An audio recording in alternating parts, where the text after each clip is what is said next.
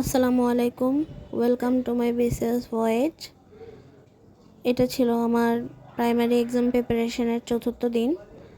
আর ওই দিন আমি ঠিক করি যে আমি বাংলা ব্যাকরণ পড়ব।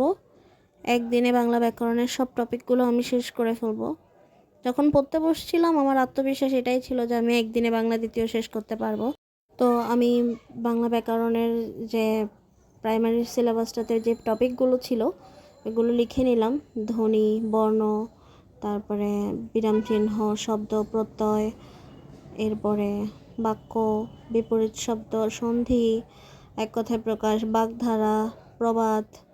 এরপরে ঠিক করছিলাম যে বিসিএসের প্রিভিয়াস কোশ্চেনগুলো পড়বো আর আমার যে প্রশ্ন ব্যাংক আছে ওইটা দিয়ে একদম সব বাংলা ব্যাকরণ রিভাইজ দিব। আর আমি ভালো মতোই পড়তেছিলাম, কারণ একই টপিকগুলো তো আমার 50 বিসিএসের ক্ষেত্রেও কাজে লাগবে। তো খুব ভালোভাবে সবগুলো টপিক ডিটেলসে পড়ছি। প্রথমে তো বিসিএসের যে লেকচার শিট আছে ওখান থেকে পড়ে আবার প্রধান শিক্ষকের গাইডটা থেকে পড়তেছিলাম। তো 3-4টা টপিক এভাবে করে দোনোটা বই থেকে একদম ডিটেলসে পড়ার পরে বুঝতে পারলাম যে এভাবে যদি পড়তে যাই তাহলে একদিনে কেন আমার 5 দিনেও সব কিছু পড়ে শেষ করতে পারবো না।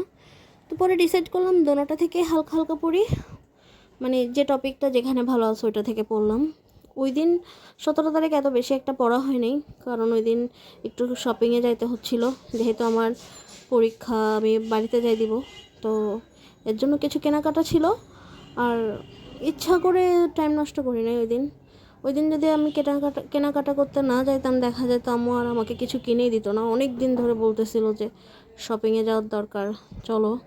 তো এই তো ওই দিনটা পুরো আমার প্রায় দিনের বেলায় হয়তো 2 ঘন্টার মতো পড়া হয়েছিল। এরপরে আর পড়া হয়নি। পরে আমি বাচ্চাদেরকে ছুটি দিয়ে একদম শপিংয়ে চলে গেছি। তো এই তো ওখান থেকে আসতে আসতে অনেক লেট হয়ে গেছিলো। তো এসে আর পড়ালেখা হয়নি। বসছিলাম যদিও, কিন্তু তখন দেখতেছি রাত 1-1:30 বাজতেছে পড়তে বসতে বসতে। তো তখন আর পড়া হয়নি। এর পরের দিন থেকে আবার শুরু করলাম। সেম পরের দিনও পড়তে বসতে পারছি, পরের দিন দিনের বেলা পড়ছি, কিন্তু রাতে আবার পড়া হয়নি গেস্ট আসার কারণে। এরপর শুক্রবারও মোটামুটি পড়লাম। তো আমি যেখানে ডিসাইড করছি যে একদিনে পুরো বাংলা দ্বিতীয় শেষ করে ফেলবো, সেখানে বাংলা দ্বিতীয়, বাংলা ব্যাকরণ শেষ করতে আমার সময় লাগছে 3 দিন। তো থাক, তাও একটা মনের মধ্যে সান্ত্বনা আছে যে আমি প্রতিটা টপিক একদম ভালো করে পড়ে ফেলছি। এই যে ধ্বনি কোনগুলো, ঘোষধ্বনি, মহাপ্রাণ ধ্বনি, অল্প প্রাণ ধ্বনি, সবগুলো একদম আমি লিখে লিখে প্র্যাকটিস করে করে পড়ছি। বাগধারা, তারপরে এক কথায় প্রকাশ, বিপরীত শব্দ, সবগুলো আমি পুরা ডিটেলসে বই থেকে পড়ছি। আমি যদি তাড়াহুড়ো করে এমসিকিউগুলো শুধু দেখতাম তাহলে হয়তো আমার এত একটা ঝামেলা হইতো না। তো এই তো যে ওখানে যে টপিকগুলো লেখা ছিল তার চেয়েও মোটামুটি বেশি পড়ছি। এক্সট্রা টপিক পড়ছি হচ্ছে পদ প্রকরণ, তারপরে আরও কিছু ছিল আমার এখন অত খেয়াল নাই। পদ প্রকরণ, তারপরে সমাস আর কারক বাদ দিছি। সমাস আর কারক কেন যেন পড়তে হয় না, পড়তে ইচ্ছা হয় না। দেখা যাক সামনে যদি পারি সমাস আর কারক পড়বো শুধু। তো বাংলা ব্যাকরণ আমি বুধবার পড়া শুরু করছি। বুধবারে তো অল্প পরে মার্কেটে গেলাম। এরপরের দিন বৃহস্পতিবারে দিনের বেলায় পড়লাম, রাতের বেলায় হালকা পড়ছি, কারণ গেস্ট ছিল, গেস্ট থাকলে পড়াটাও তো একটা হয় না, তাও ট্রাই করছি।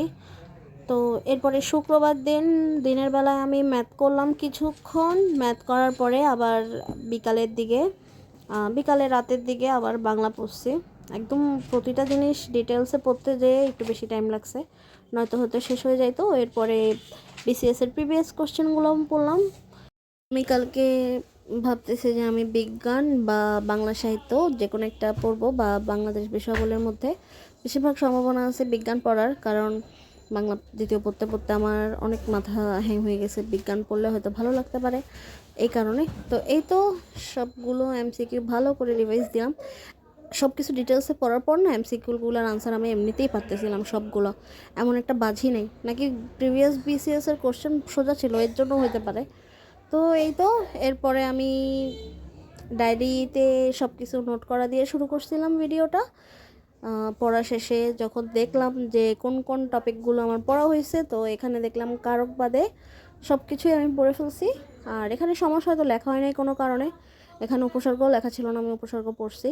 তো সবগুলো টপিক যখন টিক চিহ্ন দিতেছিলাম সেরকম ভালো লাগতেছিল, কারকটা পড়লে ভালো হইতো আরও। তো এই তো সবগুলো যেহেতু শেষ করতে পারছি একটা স্যাটিসফ্যাকশান আছে। যদিও যদি আরও কম সময় করতে পারতাম আরও বেশি ভালো লাগতো, একদিনে করতে পারলে তো খুশিই হইতাম আরও বেশি। 3 দিন লাগছে দেখে একটু খারাপ লাগতেছে। তো আজকে এই পর্যন্তই, আগামীকালকে আবার দেখা হবে ইনশাল্লাহ।